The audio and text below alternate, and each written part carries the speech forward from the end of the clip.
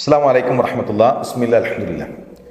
അൽഹംദുലില്ലാഹി റബ്ബിൽ ആലമീൻ വസ്സലാത്തു വസ്സലാമു അലാ റസൂലില്ലാഹ്. മദീനയിലെ ഏറ്റവും ദരിദ്രരായ ആളുകളുടെ പേര് നമ്മൾ പരിശോധിക്കുമ്പോൾ അതിൽ റസൂലുള്ളാഹി സ്വല്ലല്ലാഹു അലൈഹി വസല്ലമയുടെ പേര് നമുക്ക് കാണാൻ കഴിയും. എന്നാൽ റമദാനിൽ ഏറ്റവും അധികം ദാനധർമ്മം നൽകിയ ആളുകളുടെ പേര് പരിശോധിക്കുമ്പോൾ മദീനയിൽ ഒന്നാം സ്ഥാനത്ത് അല്ലാഹുവിൻ്റെ റസൂൽ സ്വല്ലല്ലാഹു അലൈഹി വസല്ലമയുണ്ട്. ഇത് റമദാനിൻ്റെ പ്രത്യേകതയാണ്. റമദാനിൽ അടിച്ചു വീശുന്ന കാറ്റിനെ പോലെ പ്രവാചകൻ സല്ലല്ലാഹു അലൈഹി വസല്ലം നന്മകളിൽ മത്സരിക്കുമായിരുന്നു. നമ്മുടെ മുൻഗാമികളും അങ്ങനെ തന്നെയാണ്. കൊടിയ പട്ടിണിയിലും റമദാനിൽ അവർ സ്വതക്കക്ക് വേണ്ടി ഒരു വിഹിതം മാറ്റിവെച്ചു. പ്രിയമുള്ള വിശ്വാസികളെ, സുഹൃത്തുക്കളെ, റമദാനിലെ നമ്മുടെ സ്വതക്കകളിൽ നിങ്ങൾ ദാറുൽ അർഖമിനെ കൂടെ പരിഗണിക്കണം എന്ന് ഓർമ്മപ്പെടുത്തുകയാണ്. എന്തുകൊണ്ടെന്ന് ചോദിച്ചാൽ, ഒന്ന്, തെക്കൻ കേരളത്തിൽ നമുക്ക് ഇതുപോലെ ഒരു സ്ഥാപനമില്ല. മലബാറിൽ ഒരുപാട് ദീനീ സ്ഥാപനങ്ങൾ നിലനിൽക്കുന്നു. എന്നാൽ തെക്കൻ കേരളത്തിൽ ശരിയായ രൂപത്തിൽ ദീനു പഠിപ്പിക്കാൻ വ്യവസ്ഥാപിതമായ സംവിധാനങ്ങൾ നമുക്ക് വളരെ കുറവാണ്. അതുകൊണ്ട് തന്നെ ഈ സ്ഥാപനം നിലനിൽക്കണം. 200-ലധികം വിദ്യാർത്ഥികൾ അൽഹംദുലില്ലാ ഇവിടെ പഠിച്ചുകൊണ്ടിരിക്കുന്നു.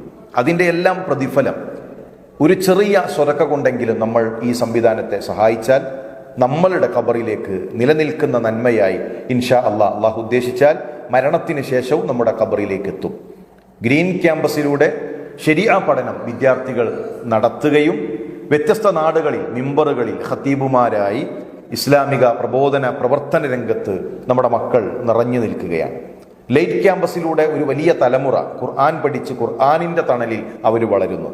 ഷീ ക്യാമ്പസിലൂടെ ഒരു നല്ല സ്ത്രീ സമൂഹത്തെ, വിദ്യാർത്ഥിനി സമൂഹത്തെ സൃഷ്ടിക്കുകയും, ഉമ്മമാരാണല്ലോ അടുത്ത ഒരു ഉമ്മത്തിനെ സൃഷ്ടിക്കുന്നത്, അങ്ങനെ ദീനുള്ള ഉമ്മമാരെ സൃഷ്ടിക്കുക എന്ന ഒരു ദൗത്യം അവിടെ നിർവഹിക്കപ്പെടുകയും ചെയ്യുകയാണ്. ഞാൻ പറഞ്ഞു വരുന്നത്, 3 സ്ഥാപനങ്ങളായി അൽഹംദുലില്ലാ നമ്മുടെ സ്ഥാപനം വളർന്നു കഴിഞ്ഞിരിക്കുന്നു. കേരളത്തിൻ്റെ വ്യത്യസ്ത ഭാഗങ്ങളിൽ നിന്ന്, കേരളത്തിന് പുറത്തു നിന്ന് തമിഴ്നാട്ടിൽ നിന്നുമൊക്കെ വിദ്യാർത്ഥികൾ ഇവിടെ പഠിച്ചുകൊണ്ടിരിക്കുമ്പോൾ ഇത് ദീനി വിജ്ഞാനത്തെ സഹായിക്കലാണ്.